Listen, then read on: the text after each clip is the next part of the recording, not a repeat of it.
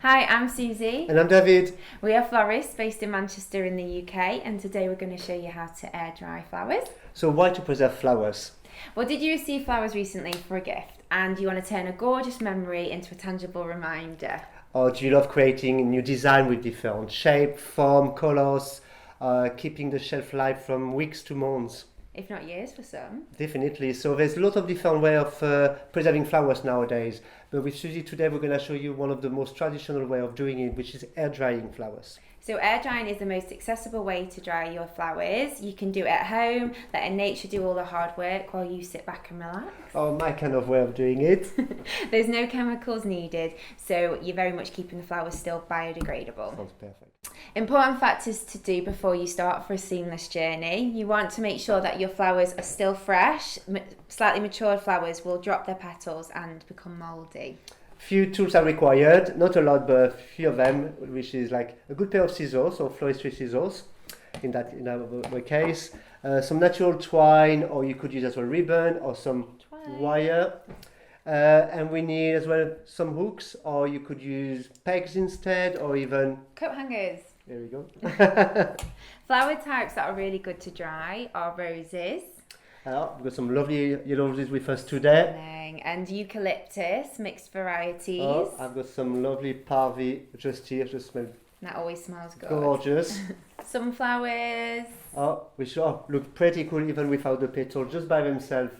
It's a winner. Statice. Statice here, still a winner. We've got as well Craspedia. Love Craspedia. Such a good texture. Amaranthus, which is beautiful colour. I thought the autumn. Very autumnal. Gorgeous, isn't it? Time for demonstration then, isn't it? It is. The best part. Okay, so we're gonna do with our roses, okay? So what we're going to do is take all the leaves off, okay, on the stem of the flower, and if you've got any damaged petals, you don't want that when it's dry out, okay? So we're just gonna leave that. Okay, I'm gonna do that. Gorgeous roses. They are gorgeous. So they smell beautiful. Really nice. So when you're taking off the leaves, it does help the roses dry a lot quicker.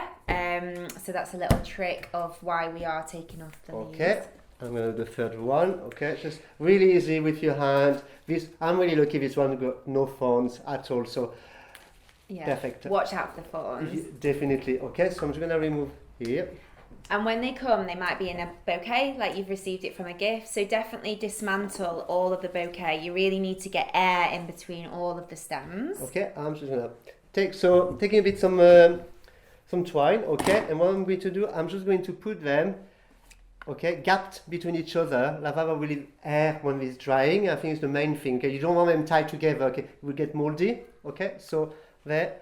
And what I'm going to do is having tied really tight together. You know why, Susie? Yeah. Why? Why? Because when it's drying and the water will come out of the down the stem, the stem will get thinner. So if you haven't tied this tight enough, the stem will just fall down. So just here we go, little trick of the trade. Yeah. And something to bear in mind is the colours. So when you've got bright bold colours like this, you really ideally want to keep that. So putting them in a dark room, which is still ventilated and dry, will really restore a lot of the colour.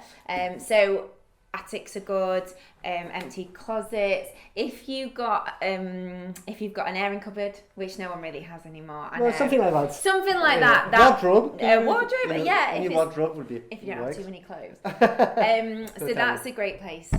Fantastic. So what I'm going to cut the stem here. I don't really need them. Okay, cut that. Okay, and what I'm going to do, I'm going to take one of the hooks we took earlier, and put that like that. And what I'm going to do, I'm just going to start putting it, here we go, nice. Upside down, and it can breathe and dry. Sure.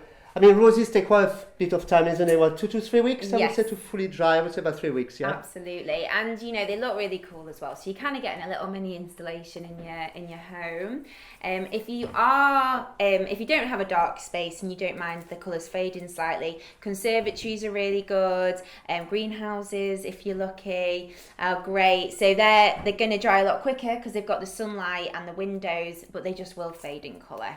So that's just something to bear in mind. Okay, and if you want to do with flowers a bit more delicate, what would you do? So basically, there are some flowers such as dahlia and chrysanthemums. I know they're so lovely, and as you can see, they've got a lot of petals. So when they're hung upside down, the water will travel through the stem and actually make it go quite mouldy and lose some petals, which is a real shame because they are really a beautiful stunner. So a little trick is get yourself some chicken wire, and we've created this dome shape like so. So it's really important to have a dome so then the air can get into the frame. You're then going to cut your flowers short, and we've got some here like so. We're going to place them onto the grid, and then the chicken wire holds it. So I'm going to cut this one and I'm going to place it onto the grid. It does look cool just like that, isn't it? It does. It's effective. And obviously once these are dried, they're going to keep the shape. You can use them to make a cool headdress, or, just something that's really nice to use. Fantastic. Okay, so we're going to finish as well with this one. Okay. So there we go. So this is, two really great methods that you can do at home. And I hope we've really inspired you to carry on drying your flowers. I hope you enjoyed this. And thank you for joining us. It's a bye from me. And a bye from me. Bye. Bye.